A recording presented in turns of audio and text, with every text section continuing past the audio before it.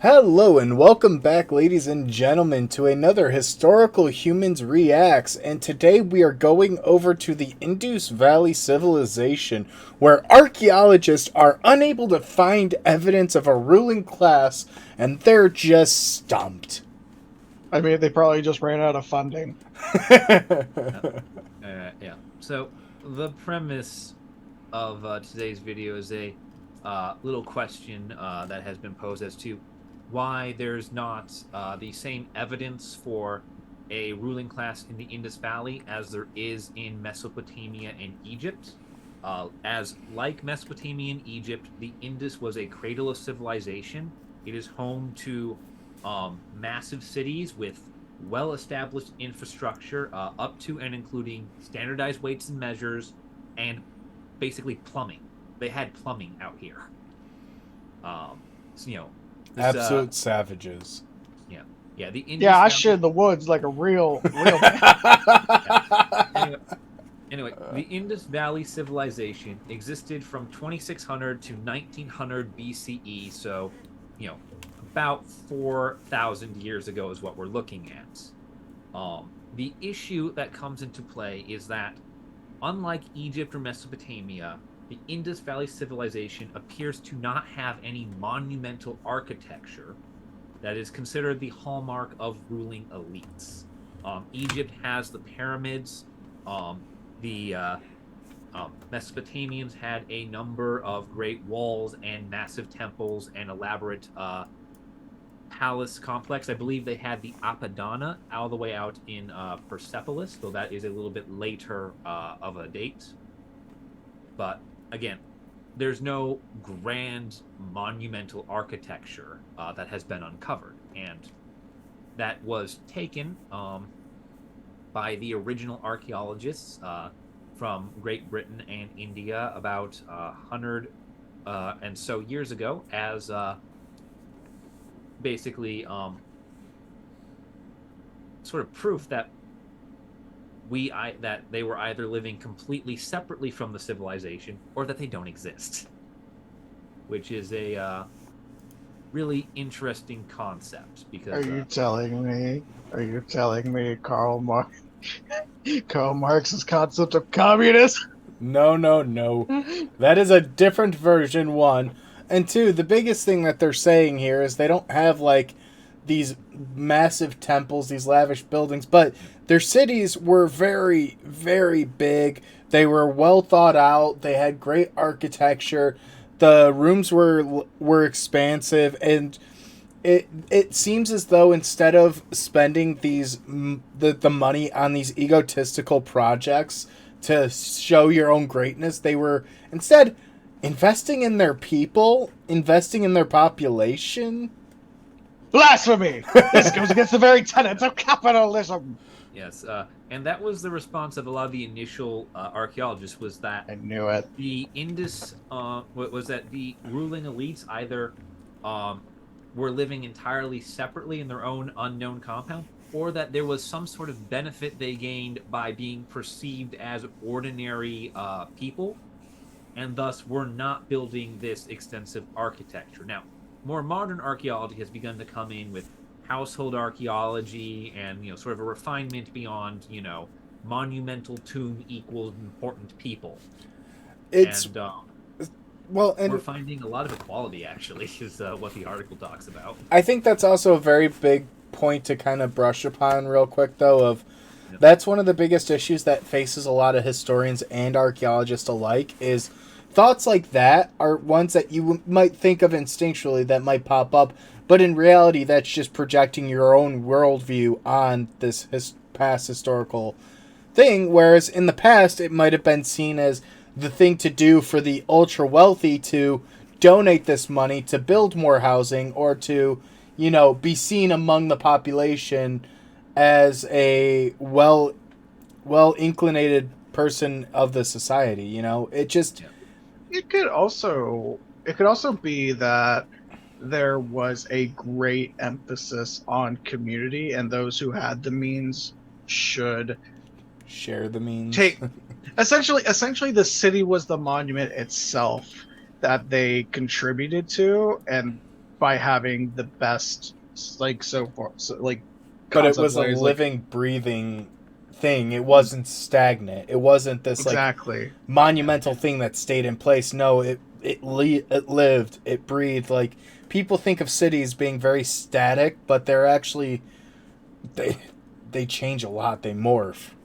And the thing you're talking about is like one of the big issues is that's facing the idea of where are these elites is we're not finding their residencies and we're not finding their tombs, which implies a generally more balanced lifestyle.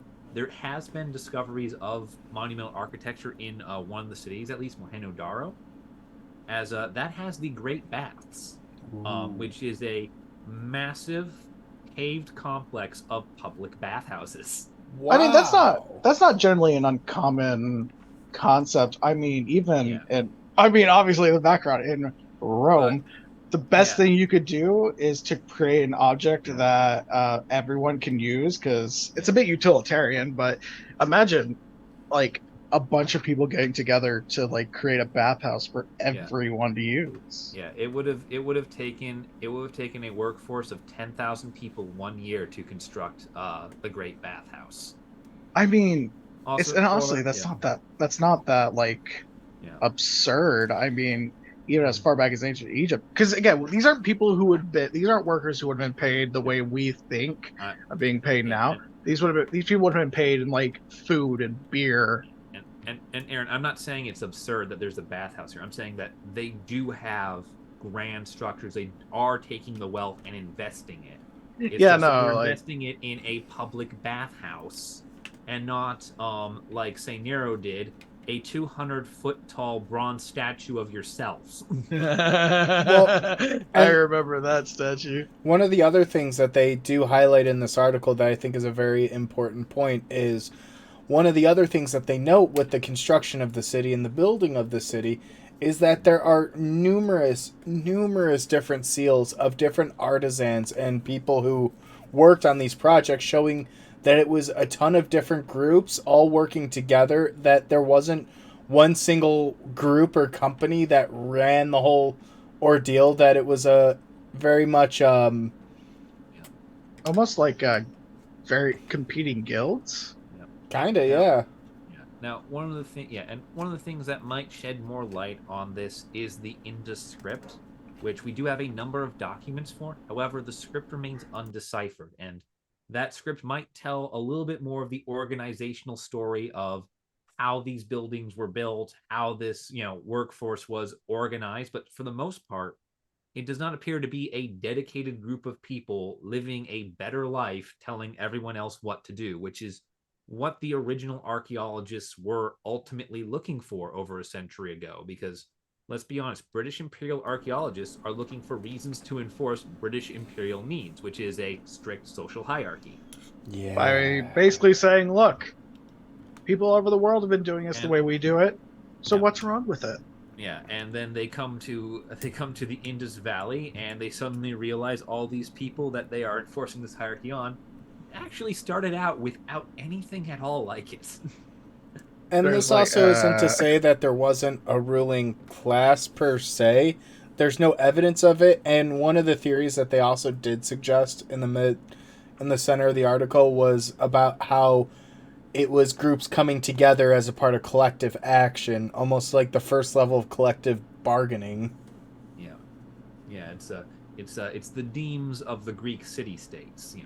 These are just groups of people that live in the same area who are acting as a single unit for the sake of asserting their political rights. That's a simple way of putting it. The demes weren't really formally organized for much of Athenian history. It was just, oh, you're the people that live in the fields. And you say you all want this. So you've all come together as a mob and say, we want this. I think one of the best examples that I could think of for this is kind of like when you're amongst your group of friends. You may not say, "Hey, you owe me 729." You might say, "Okay, just get me back at a later time." And then your friend comes back with like, "Hey, I brought snacks to your party," and you just exchange favors back and forth. That would be more of what egalitarian would be in this sort of concept. not so much the And- Marxist version that that a certain red comrade of mine likes to talk about. and things like that don't necessarily require anyone to have a lot more than the other. There'll still be, class systems. There'll still be wealth disparity, but it's not going to be the market extremes that are We talked see about today. being looked for. Yeah, or I'm saying that are talked about being looked for in this article and their absence is something this article is taking as proof that there was no societal leadership whatsoever, which is a little bit far to take it, but I understand needing to take a reactionary pose against 100 years of indentured thinking. Well, I would just like to think they are I should say egalitarian entrenched. and they were living happily. and on that lovely little bombshell, I think that's a good point for us to wrap it up. They all lived happily ever after, and they lived in a perfect society. Thank you Yep, guys. We'll which see is you of in the course next one. why it's in ruins.